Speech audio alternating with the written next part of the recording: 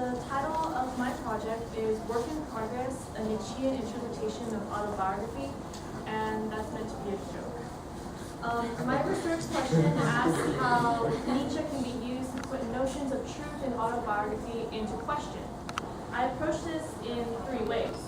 First, by taking up Nietzsche's legacy of questioning and challenging assumptions and directing this towards autobiography. Second, by considering Nietzsche's thoughts on the relation of the individual to history. And third, by close reading the autobiographies of Benjamin Franklin and Luc Santé to examine how these authors engage with the difficulties of truth and history raised by Nietzsche. My discussion of Nietzsche will necessarily be somewhat generalized today for brevity's sake, and I recognize that my autobiographical selection represents a severely limited range of voices. Nonetheless, I picked these two because Benjamin Franklin's autobiography stands as probably the second most influential autobiography of all time, and because Luc Santé's Factory of Facts is the book that set this whole journey into motion. One of the questions that autobiography must constantly negotiate is the question of difference. What makes autobiography different than fiction? What makes autobiography different than history? And how far can one autobiography differ from another until the likeness becomes unbelievable? To examine these questions, we must first recognize key assumptions about the genre. One, that autobiography runs in chronological order. Two, that it's about the author by the author. And three, that it's based on verifiable fact. These supposedly distinguish autobiography from fiction. However, as Ben Yagoda observes in his book, Memoir of History, the line between autobiography and fiction has rarely, if ever, been distinct. He points to Robinson Crusoe as a major work that challenged our attitudes towards truth.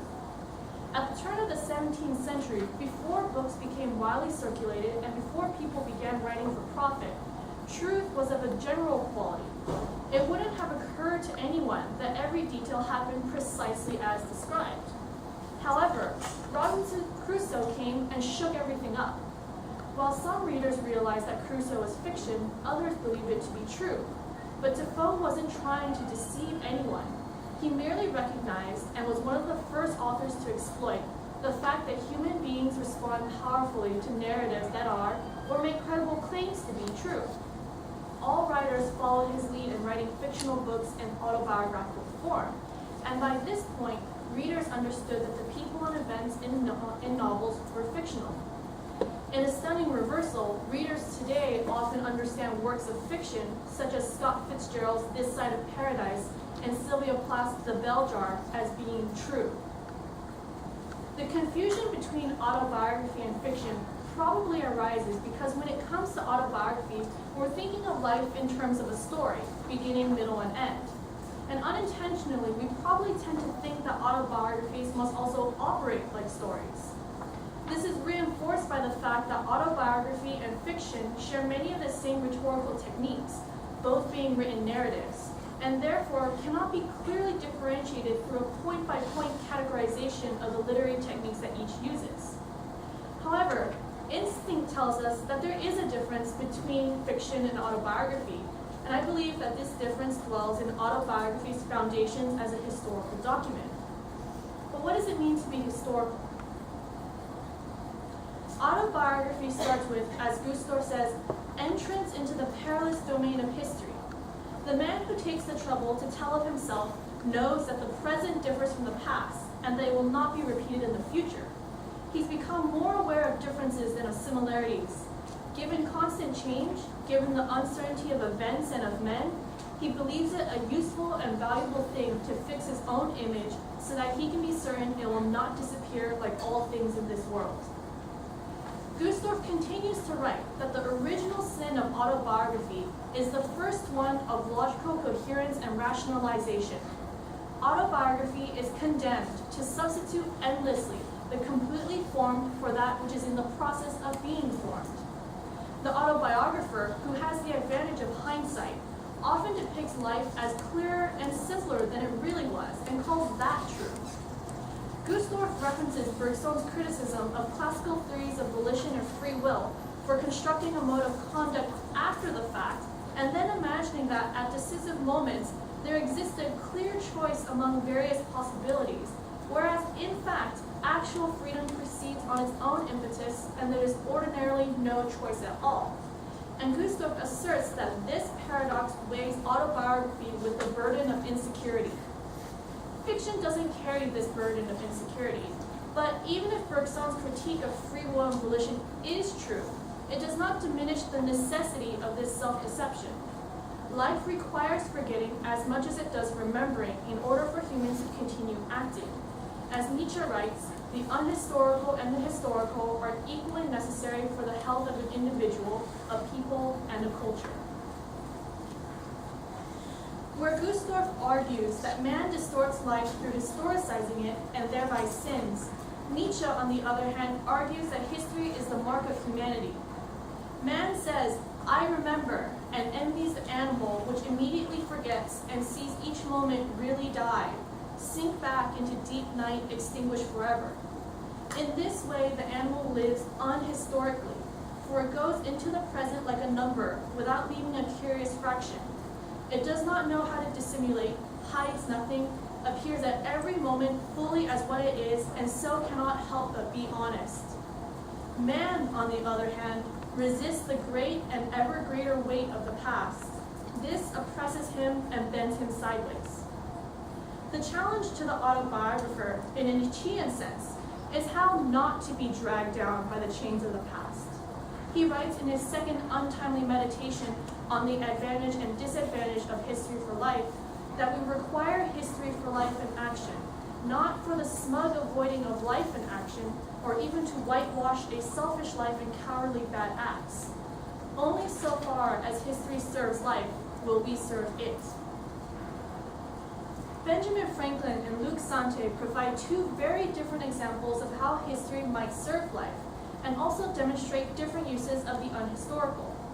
We can see from our previous quotations of Nietzsche that unhistorical has two meanings, as a state of interpretation and as a state of forgetfulness. In Franklin, the unhistorical is employed mainly through forgetfulness or omission, in order to preserve a particular characterization of Franklin and secure his place in public history as a good, wise man. In contrast, Sante's Factory of Facts explores his family's history in order to create a place for himself in that narrative, and his autobiography is a documentation of his creative, interpretive struggle to find a place in history by continuously redefining himself in terms of the past. Franklin's autobiography is presented in a pedagogical frame of mind, which means he's intending to teach people with it, and he hopes that it will be of use to posterity. In a letter to Franklin, Vaughan echoes the theme of formation, emphasizing, "It is in youth that we plant our chief habits and prejudices, but your biography will not merely teach self-education, but the education of a wise man." The triad of education, formation, and youth write on a particular perspective of history in which the events of one's life are interpreted as meaningful in context of the end. For example, Franklin writes, "From a child I was fond of reading, which perhaps gave me a turn of thinking that had an influence on some of the principal future events of my life." And also writes, "But as prose writing has been of great use to me in the course of my life and was a principal means of my advancement, I shall tell you how, in such a situation, I acquired what little ability I had in that way." The pedagogical nature of Franklin's work and its focus on himself, his career, and his decisions moves it into the public sector of existence, where Gustorf notes, "It is the official facts that carry weight here, and intentions are judged by their performance. One should not take the narrator's word for it, but should consider his version of the facts as one contribution to his own biography." One of the key examples of forgetting in Franklin's autobiography arrives in the noticeable lack of difficulty in his life. As you go to Riley notes, while Franklin has his low moments, they unanimously involve momentary discomfort or inconvenience, not soul torment or self-doubt. Poor, hungry, and alone in a new town at the age of 17, Franklin's in a bad position, but hey, no problem. Franklin is directed to a baker where he asks for 3 penny worth of any sort of bread. The baker gives him 3 enormous rolls, and Franklin walks off with a roll under each arm and eating the other. then he finds comfortable lodging, then he finds a job as a printer's helper. I mean, I wish it was that easy for us, right? One might say, as Franklin intends you to, that the smooth sailing Franklin experiences is the fruit of his good character, symbolic of life rewarding those who do well. This moral theme is the meat and substance of Franklin's public persona. While Franklin does make mention of 4 great errata in his life, spending someone else's money, abandoning his fiancée while he's partying in England, printing an ill-advised pamphlet, and attempting to seduce his best friend's wife, the severity of his mistakes doesn't match up with the naming. An errata is defined as an error in printing or writing, like a typo. Naming your 4 greatest mistakes errata speaks to a certain frame of mind that wishes to downplay the drama of the errors, treating them like blips in the overall scheme of things. This type of thinking about mistakes is typical of autobiographies that live in the public sphere, which emphasizes truth as that which has been true all along and places a premium on certainty, even if the evidence isn't in complete agreement. Though we might be tempted to criticize this manner of writing as untruthful, I want to cleave more closely to Nietzsche's proposal that history must be used in service of life. And in that sense, Franklin's focus on the interplay of virtue and reward in his life is what matters. Even if he has to tell himself fictions about his own character, his belief in those fictions gives him the conviction to live on in a manner he thinks worth living. As Franklin says, I formed at seed the plan, in capital letters, for regulating my future conduct in life. It is the more remarkable as being formed when I was so young and yet being pretty faithfully adhered to quite through to old age. The focus of Factory of Facts, on the other hand, is exploration of the anxiety that comes with not having all of the facts in complete agreement. This is apparent from the very first chapter, in which Sante provides 9 different accounts of who he is and how his family came to leave Belgium, each a paragraph each. This first chapter, called Resume, provokes the reader to ask about the certainty of their own origins, and was especially poignant to me as a first-generation American. I have no proof in the way of the usual proof of how my family came to America, and my understanding, like Sante's, runs to a large extent on speculation and eavesdropping. There's a yearning to know how where I came from roots itself in who I am now. Sante's uncertainty unmoors any expectation that this autobiography will act within the public sphere. In this case, Gustorf writes, when the private face of existence assumes more importance, it's a question of another truth. The act of memory is carried on for itself, and recalling the past satisfies a more or less anguished disquiet of the mind, anxious to recover and redeem lost time in fixing it forever. Sante makes no attempt to hide his ongoing interpretations. One might even say that as a person searching for identity, the entire interpretive effort is the theme, the true story of his life. Sante writes, I'd inherited Belgian culture as a package of fragments. This collection of elements of wildly uneven size and impact accounted for perhaps 3/4 of my personality. However, Sante's engagement with the difficulties of history and unhistory go deeper as he struggles intensely with the question to what degree life requires the service of history that Nietzsche claims is one of the highest questions. Sante commits himself to a moment-by-moment engagement with history, setting aside the desire to achieve certainty, and thereby creates a deeper engagement with the state of the soul.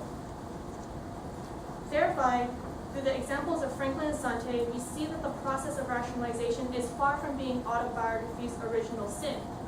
When in the service of life, rationalization is transformed into autobiography's original virtue, and with it, man finally becomes an interesting animal.